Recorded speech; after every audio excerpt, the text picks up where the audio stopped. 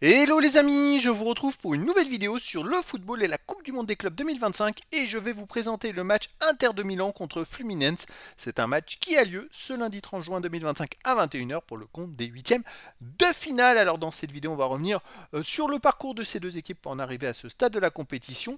Avec les résultats et statistiques, on verra le classement des meilleurs marqueurs dans cette Coupe du Monde, puis on enchaînera par les 10 derniers résultats, toutes compétitions confondues et les stats de l'Inter de Milan et de Fluminense.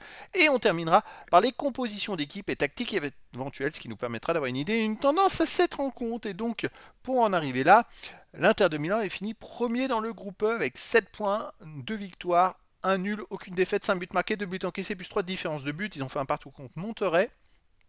Ils ont gagné 2-1 contre Urawa Red Diamonds. Et enfin, ils ont battu River Plate 2 buts à 0. Donc voilà, une première place du groupe méritée.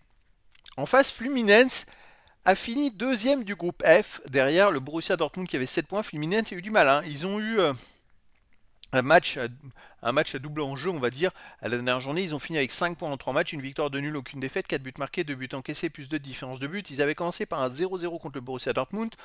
Ensuite, ils ont battu le San Hyundai 4-2. Puis après, ils ont terminé par un 0-0 contre Mamelodi Sundowns avec vraiment un enjeu, puisque s'ils perdaient, ils auraient pu ne pas être qualifiés. Alors, au niveau des meilleurs marqueurs dans cette compétition, côté Inter de Milan, en 6ème position, il y a Lautaro Martinez avec 2 buts. Il n'y a pas d'autres joueurs des deux équipes dans les 17 premiers du classement pour l'instant.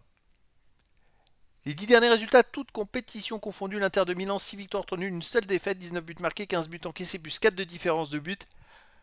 Et la seule défaite, elle était justement en finale de Ligue des Champions contre le PSG où ils ont perdu 5-0. Finalement, ça leur permet un peu d'oublier cette finale ratée depuis le début de cette Coupe du Monde. Ils ont fait un match nul pour commencer, puis 2 victoires de suite. Ils montent en puissance, même si ça reste quand même un peu compliqué. Ils n'ont pas autant de facilité qu'ils auraient pu en avoir avant la finale de Ligue des Champions. C'est une équipe voilà, qui reste sur 2 désillusions. Ils ont perdu le championnat d'Italie à l'avant-dernière journée et ils finissent, je crois, premier ex aequo au goal average ou à un point de Naples. Ils ont perdu en finale de Ligue des Champions la deuxième fois en 3 ans. Ça peut être compliqué. En face, Fluminense, sur les 10 derniers matchs, c'est pareil. 6 victoires, 3 nuls, une seule défaite. 19 buts marqués, seulement 8 buts encaissés, plus 11 de différence de but. Alors, c'est les mêmes statistiques que l'Inter de Milan, le même nombre de buts marqués. Par contre, en buts encaissés, ils en ont encaissé beaucoup moins. Et surtout, ils sont invaincus sur les 9 derniers matchs, avec 7 victoires, 6 victoires pardon, et 3 matchs nuls. Donc c'est une équipe qui a trouvé une régularité et qui l'a montré dans cette compétition, puisqu'ils n'ont pas perdu par exemple contre le Borussia Dortmund. Alors là, l'Inter de Milan c'est un cran au-dessus, mais malgré tout, l'Inter de Milan c'est pas la super forme, je trouve en même temps. Et ça laisse tout possible dans cette compétition et je ne serais pas surpris qu'il y ait une surprise et une victoire. Je miserais bien une victoire de Fluminense 2 buts à 1 face à l'Inter de Milan, mais après dans le foot, tout est possible. Au niveau des compos d'équipe et tactiques, pour l'Inter de Milan, on aurait du 3-5-2 et gardien Sommer et joueurs de champ De Vrij, Acerbi, Bastoni, Dumfries, Barella, Aslani, Mkhitaryan, Di Marco, Lautaro Martinez et Esposito.